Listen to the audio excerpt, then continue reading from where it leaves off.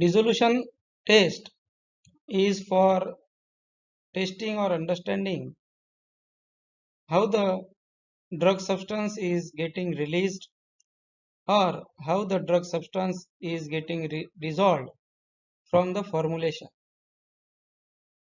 There are different type of formulations depending on to the release, like immediate release formulations and modified release formulations.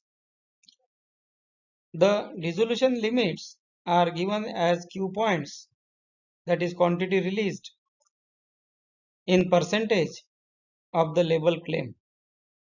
This Q point has a limit of around 70%, 75% or 80% within 15 minutes, 30 minutes, 45 minutes or 60 minutes. And this is not like 95% to 100%, or it is not like 90% or 100%. So what is the reason behind this? Why the dissolution Q point limit is around 70 to 80% and why it is not 90 to 100%? The aim of the dissolution should be like complete drug get dissolved. So why it is not like that? This is the video to answer these questions. First of all, we should understand what is the Q point. Q point means the time point in the dissolution testing where the limit of not less than certain percentage of the drug release is given, and that percentage drug release is 70% or 75% or 80%. In S1, S2, S3 stage, it will become, if it is 70, it will become 75. If it is 75, it will become 80, and if it is 80, it will become 85, because in S1 stage, Q plus 5 limit is given. So consider the S1, S2, S3 stages also. Then what is the reason why it is not 90% or 95% or 100%? See, the dissolution testing is to be carried out with some standard dissolution conditions. The dissolution conditions should be mild and this should not be much harsher, because we should test the formulation with some standard dissolution conditions. Dissolution testing is an in vitro testing to correlate the formulation behavior in vivo. If we make it much hard or stronger, then we cannot get the correlation with in vivo. So dissolution testing is a performance testing and it gives you idea regarding the formulation behavior in the GI tract. So the dissolution conditions are required to be mild, and mild or standard dissolution conditions as given by the regulatory authorities are like USP apparatus 1 basket apparatus with 500 ml or 900 ml of the media, and the basket RPM will be 100 RPM. Same it is for the USP 2 apparatus paddle apparatus with the media volume of 500 ml or 900 ml and 50 RPM. Depending on the product development, you can increase the paddle speed, but it should be justified. Then sometimes surfactants can be used depending on the API solubility. So these are the dissolution testing conditions. Now IR products dissolution time points. So for IR products, many of the IR products, the dissolution run time is 60 minutes. Correlate this dissolution run time with the GI emptying time, GI transit time. So it is mostly around 15 to 30 minutes. Now we are checking the dissolution time points like 15 minutes, 30 minutes, 45 minutes up to 60 minutes. And Q point we can give up to 45 minutes. If we are not able to achieve the dissolution or Q point of around 70 or 75% in 45 minutes, then we can run it for a longer time and we should give the 2-point dissolution specification. But for almost all IR formulations, the dissolution runtime is 60 minutes. Q point up to 45 minutes with the limit of 70%, 75% or 80% can be given. Also, the Pharmacopoeia and Regulatory Authorities guidelines, ICH guidelines, give the Q limit guidance for up to 45 minutes and Q limit 70, 75 or 80%. USP criteria you can see, then you can also refer the BP criteria which provides you the Q limit of 70 or 75%.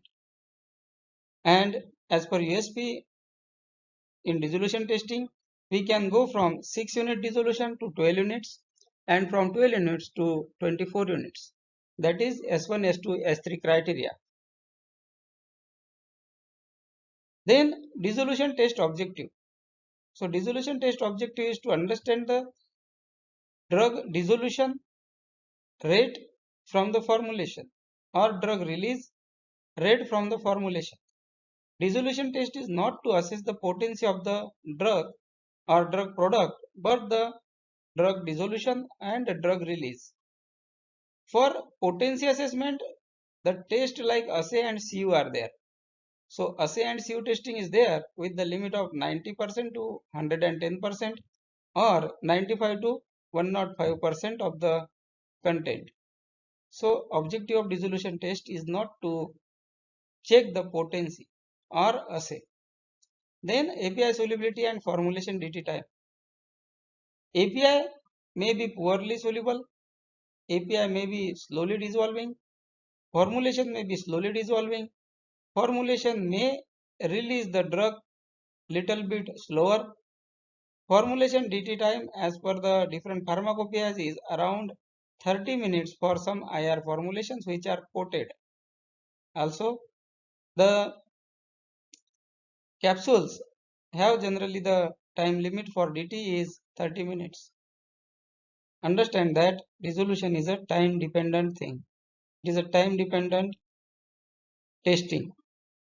Dissolution of the drug takes place with certain time.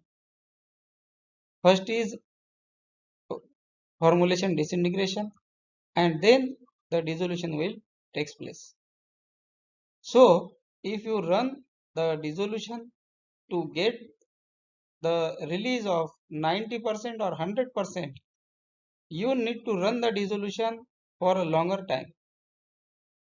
Also, if you want to get the dissolution of 90% to 100%, that time you need to change the mild dissolution conditions, and if you change this, it will not be relevant to the physiological conditions. It will not be relevant to some of the peristaltic movement like RPM of the basket and paddle. So getting 90 to 100% release may take more time. That's why Q points are set as 70%, 75% or 80%. Dissolution Q point limit of 95 to 100% may not be discriminatory also.